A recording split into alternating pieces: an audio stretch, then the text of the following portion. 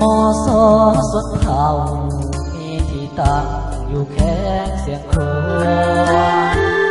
ลูกหลานคุ้นเชื่อมทุกคนเข้ามาศึกษาความหวังของเด็กอยากได้มีการพัฒนาเพื่อจะกลับมา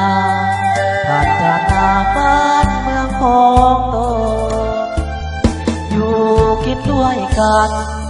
เหมือนไอ้น้องวำทองกันมาตั้งใจศึกษาพัฒนาชีวิตของตนบ่มีความขัดแย้งหักแพงบ่แบ่งเอาสนพ่อแม่บ่ได้กังวลทุกคนช่วยเหลือซึ่งกัน400 กว่าชีวิตมีความคิดอยากพัฒนาด้วยการศึกษาที่ดีให้กันและกันความหัวใจใสส่งความรู้ทุกอย่างทุกการทุกคนห้าวหันสอนลูกหลานให้เป็นคนดีโรงเรียนสุดเท่าเป็นบ้านหลังสองของเฮาฝึกคนให้เฮาได้เป็นคน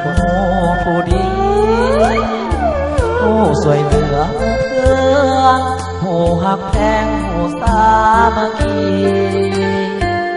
ภายหน้าต้องมีแต่ตอนนี้ต้องศึกษา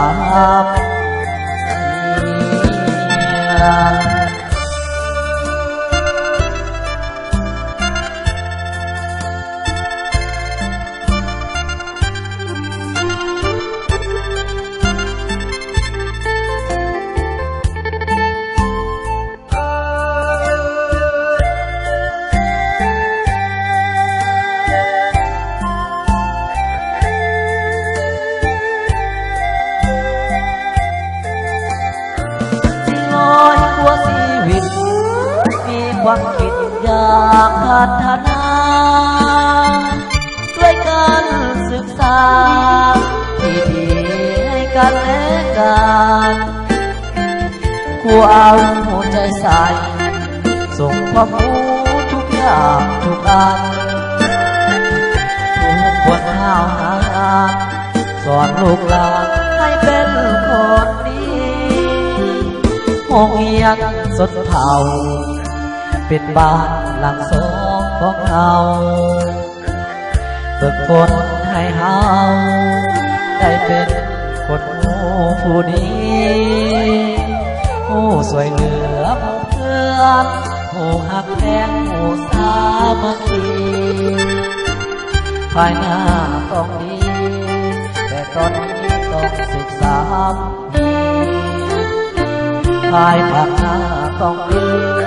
แต่ตอนนี้ต้องศึกษา